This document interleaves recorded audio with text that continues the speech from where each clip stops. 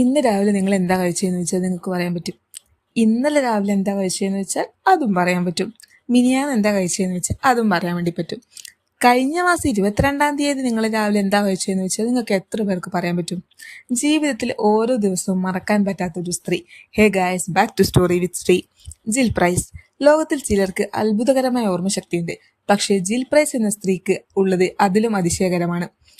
ജിൽ പ്രൈസിനുള്ളത് ഒരു അപൂർവ കണ്ടീഷനാണ്, ഹൈപ്പർ തൈമീസിയ. ഇത് സാധാരണ മെമ്മറിയല്ല, ഇത് highly superior autobiographical memory, HSAM എന്നാണ് അറിയപ്പെടുന്നത്.